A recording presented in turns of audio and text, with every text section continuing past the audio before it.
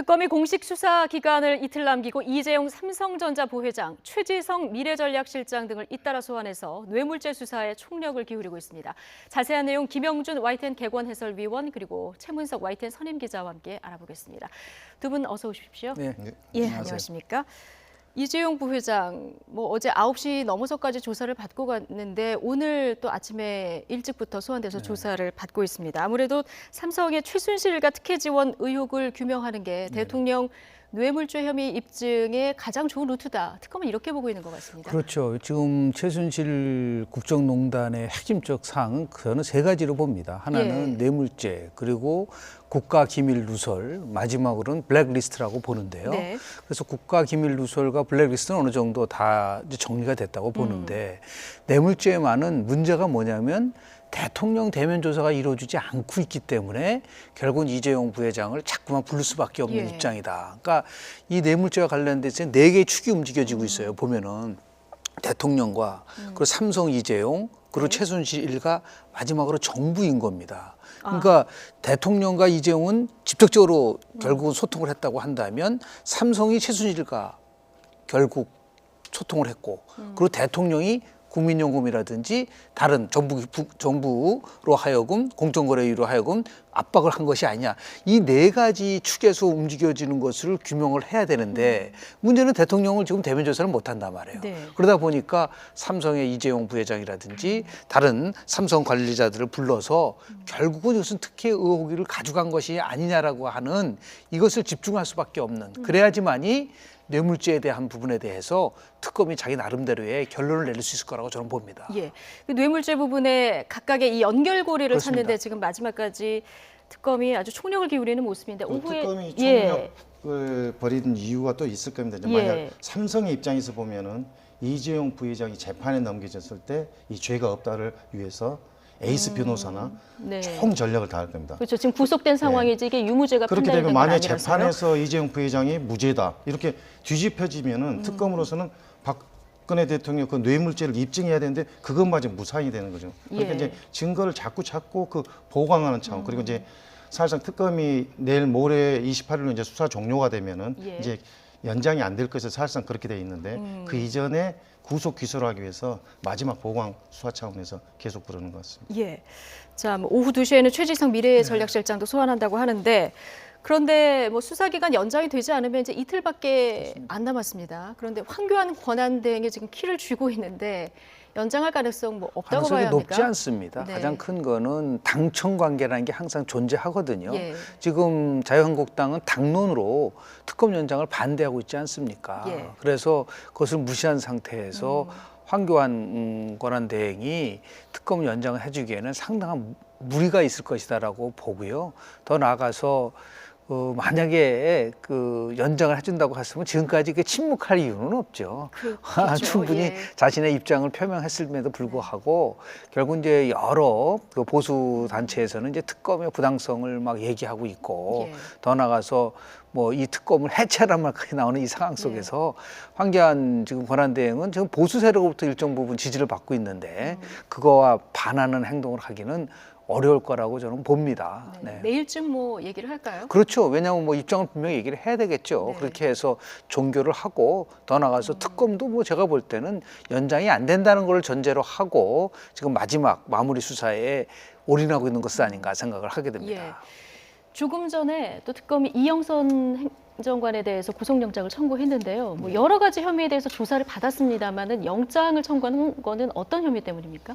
이영선 행정관의 영장은 일단 전기통신사업법과 위증 혐의입니다.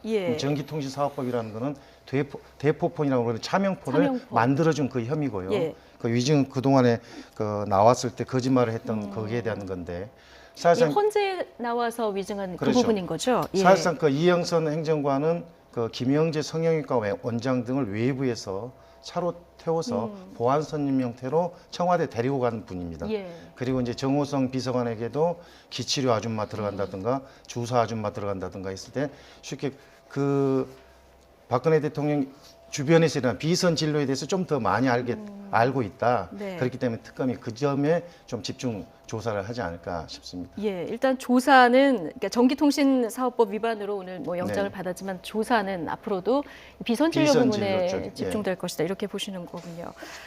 자, 어제가 대통령 취임 네. 4주년이었고요. 내일이 이제 헌재 최종 변론일입니다. 그렇습니다. 자, 뭐 대통령이 나올지 말지 오늘까지는 밝혀야 하는데요. 아직까지 입장이 나오지 않고 있습니다. 이게 안 나올 가능성이 크다고 봐야 합니까? 그렇죠. 왜냐하면 예. 지금 뭐 대통령 대리인단이 헌재를 향해서 퍼붓고 있는 폭언들과 그리고 비난을 보면은 그런 헌재에 나가서 변론을 한다는 것은 네. 앞뒤가 맞지 않는다고 볼 수가 있는 것이고요.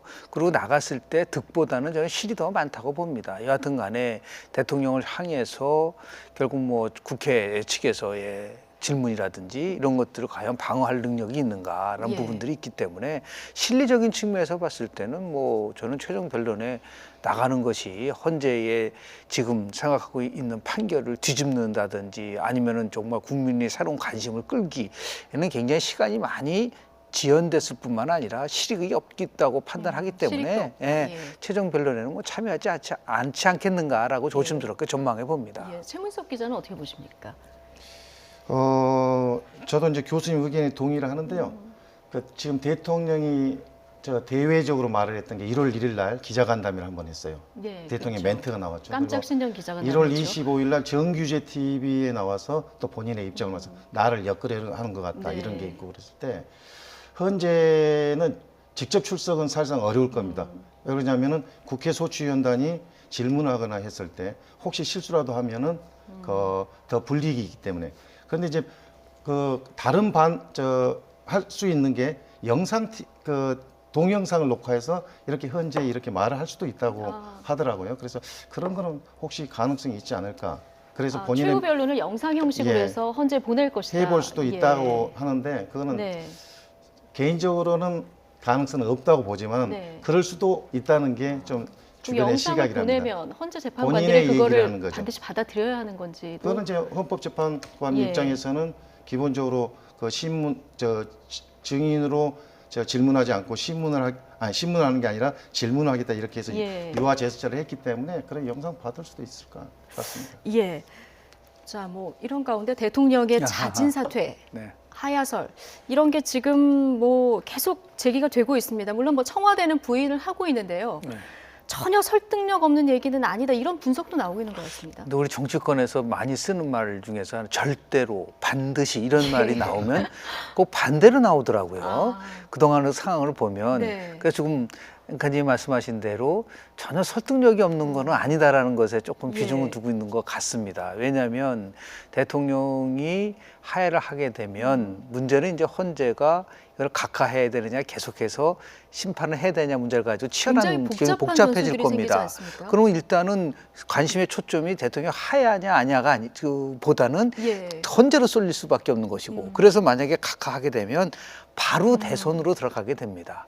대선 들어가게 되면은 60일 이내 선거를 치르게 되면은 모든 이제 관심은 대통령 선거로 쏠리게 되는 것이고 그리고 60일 동안은 보통 통상 대통령 선거 기간에는 모든 조사가 중지되는 경우가 많지 예. 않습니까? 그리고 대통령 선거가 끝나고 나면 새 대통령이 박근혜 대통령에 대해서 어떠한 그 조치를 취한다라는 그런 부분들이 또 엄청난 부담이 있기 때문에 그렇죠. 이게 큰 틀 속에서 보면은 탄핵보다는 차라리 하야가 훨씬 실익이 있다고 판단이 들면 그건 얼마든지 준비할 수 있는 카드라고 볼 수 있는 것이죠. 준비할 수 있는 카드긴 한데 사실 시점으로 보면 너무 늦었다 이런 생각도 시점으로는 전혀 늦은 게 아니죠. 그렇습니까? 가장 절묘한 시점에 아. 그리고 혀를 찌르는 순간에 그 카드를 쓴다는 것이 가장 나름대로 실익을 담당할 수 있는 그 네. 시점을 생각하지 않을까. 만약에 이 카드를 쓴다고 한다면 그것은 뭐 저는 시점의 문제는 크게 문제가 될 것 같지는 않다고 봅니다. 지금 야당에서 박지원 대표도 뭐 하야 가능성 좀 점쳤더라고요. 쭉 이렇게 하야하고 곧바로 대선에 들어가면 모든 게 묻혀져 버린다 이제 이렇게 되는 거죠. 아직도 살아있는 카드군요. 그렇습니다. 여전히 예. 살아있는 카드입니다. 그런데요, 지금 탄핵 심판 결과에 대해서 심지어 지금 불복종 얘기까지 나오는데 이게 놀랍게도 대통령 대리인단 측에서 얘기가 계속 나오는데 어제 태극기 집회에서 김평우 변호사가 우리가 노예냐, 조선시대도 아닌데 이 헌재 결정에 우리가 복종을 해야 되느냐 이런 얘기를 또 꺼냈거든요. 저는 깜짝 놀랐습니다. 예. 딴 분도 아니고 지금 대리인단에서 임하고 계신 변호사가 예. 그런 식으로 법에 대한 정면적 도전이거든요. 예. 그렇다고 한다면 아예 왜 그럼 대리인단이 헌재에 들어가서 참여를 해서 활동을 하십니까? 두 번째는 또 어떤 분은 7인 체제든 8인 체제든 문제가 있다. 9인 체제가 돼야지만이 가능하다라고 얘기를 하지 않았었습니까? 그러니까 이게 뭐 재심을 해야 된다 그렇습니다. 이런 그런 얘기를 말까지 하는데 나왔다고 한다면 그렇다면 박한철 소장이 1월 31일 날 퇴임한 이후에 모든 거를 중지시키고 나서 대리인단은 참석 못한다고 얘기를 해야지 논리적으로 맞는 거 아니겠습니까? 예. 그런데 그 이후에 계속해서 참여했다가 뭐 최종 변론을 남겨놓고 저런 식으로 얘기를 한다는 것은 결국 국민들 입장에서 봤을 때는 오히려 헌재 판결에 대해서 결국은 불복해야 된다라는 분위기를 만들고 더불어서 아까 조금 전에 얘기했었던 대통령 하야 카드와 연결선상에서 자꾸만 해석을 하게 된다는 것이죠. 그럴 수밖에 없는 상황 예. 이렇게 모든 문제가 불거지고 국가가 분열이 되고 갈등이 심화되면 대통령 입장에서 봤을 때는 내가 하야하는 카드를 쓰겠다라고 하는 거와 연결되지 않을까라는 그런 논리로 이렇게 연결할 그렇습니다. 것이다. 의심을 갖게 되는 거예요. 왜냐하면 그렇지 않고서 어떻게 저렇게 격한 발언이라든지 더 나가서 국민들의 상식을 넘는 보수가 가장 중요하게 여기는 가치가 두 가지입니다. 하나는 자유고 두 번째가요.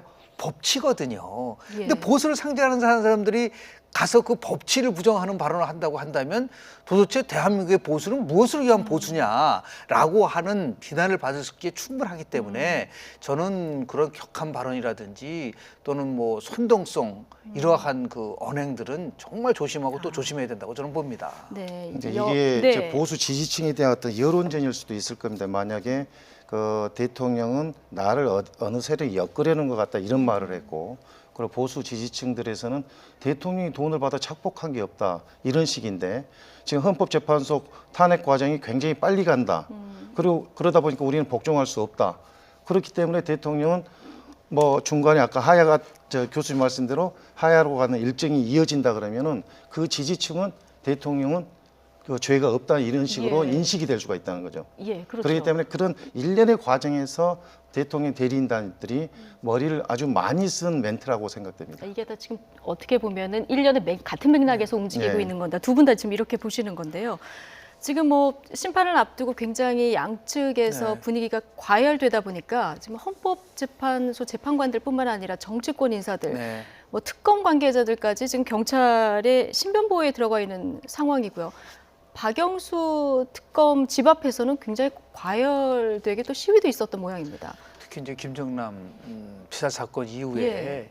위해에 관련된 위험성이 존재를 하고 있고 심지어 뭐 SNS상에서 이정미 대법관을 살해 가능성에 대한 얘기도 네. 해서 결국 자수를 했지만 예. 이런 일련의 사태는 단순한 개인의 문제가 아니라 민주주의를 죽이는 겁니다. 다시 얘기해서 민주주의는 법에 의해서 지배되는 거 아니겠습니까? 그런데 이것을 자기 마음에 맞지 않는다고 해서 어떤 위해를 한다든지 아니면 폭력을 쓴다든지 이렇게 한다는 것은 결코 건전한 건강한 정부, 건강한 사회가 아니다라는 네. 걸 보여주는 거거든요. 그런 의미에서 저는 그 지금 대선 후보로 나오시는 여러분들이 예. 한 자리에 모여서 조만간 빨리 모여서 어떠한 결과가 나오더라도 헌재 결과에 승복하자라고 하는 저는 각서를 썼으면 좋겠어요. 아. 이렇게 해서 정치권이 갈등을 줄여나가야 돼요. 정치의 본질은 권력을 추구하는 게 아닙니다. 권력을 추구하는 것이 하나의 수단일 뿐이고 갈등을 조정하는 것이 정치의 가장 핵심적 기능이라고 한다면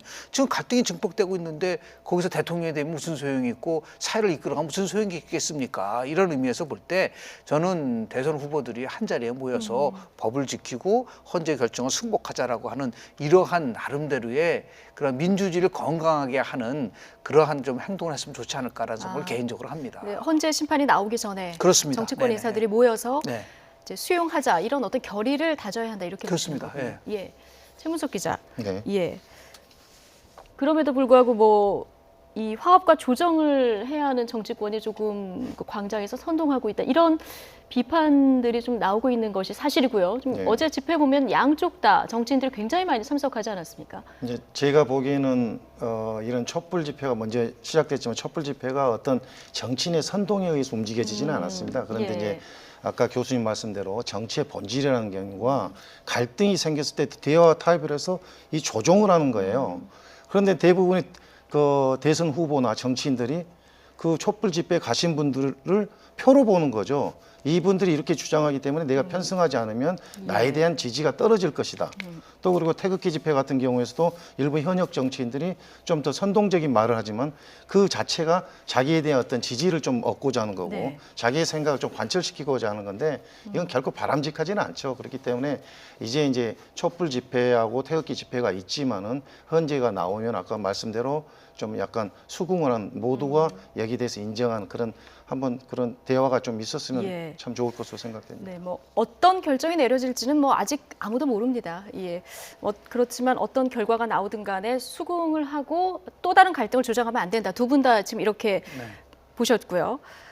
자, 정치권 얘기로 좀 넘어가면은 만약에 탄핵이 인용되면은 조기 대선이 치러져야 그렇습니다. 되는데요. 지금 여론상으로 보면은 문재인 전 대표가 계속해서 1위를 굳건히 지키고 있습니다. 그러나 여전히 30% 초반대 네, 박스권에서 계속 움직이고 있지 않습니까? 뭐 한국갤럽이 매주 금요일 날 조사 결과를 발표를 하고 1,000명 수준에서 조사를 하고 있습니다. 예.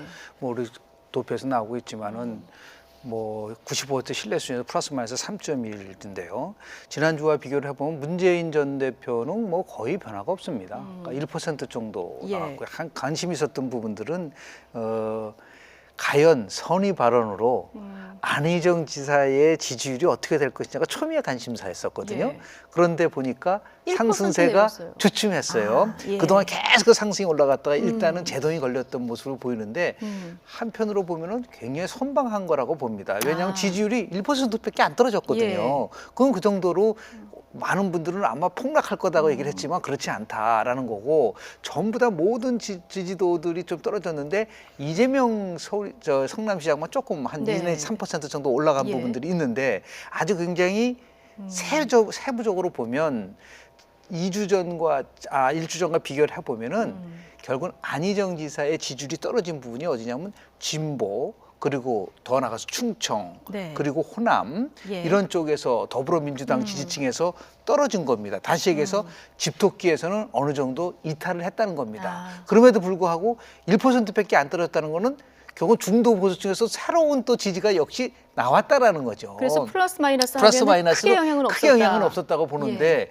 이게 이제 당내 경선이라는 것을 치러야 되기 때문에 이것은 이제 안희정 그 지사가 염두에 들 부분이라고 보는 것이 어차피 이제 지지층이 굉장히 중요하게 작동될 수밖에 없는데 또 한편으로는 지금 선거인단의 규모가 굉장히 늘어나고 있거든요. 네. 그러니까 중도 보수층을 자청하는 분들이 지금 민주당 경선에 참여하겠다는 비율이 높기 때문에 이걸 가지고 이제 안 지사의 고민이 굉장히 깊어질 거라고 봅니다. 그러니까요. 절대 지지층인 집토끼를 갈 거냐 네. 아니면은 외연을 확대하기 위해서 산토끼로 갈 것이냐라고 하는 이 두 전략 속에서 어느 정도 행보를 해야 되는데 그거는 이제 시간이 가까우면 가까울수록 특히 이제 제가 볼 때는 탄핵 인용이든 기각이든 헌재 결정이 딱 나오는 순간 제가 볼 때 안희정 지사의 전략은 크게 변화할 가능성은 저는 있다고 봅니다. 왜냐하면 네. 바로 경선으로 들어가야 되기 때문에 그러니까요. 경선 입장에서 봤을 때는 지금과 어떻게 같은 변화할 것으로 예상하십니까? 뭐 일단은 여러 칵테일 전법을 쓰겠죠. 중요한 것은 섞어서요. 뭐냐면 예.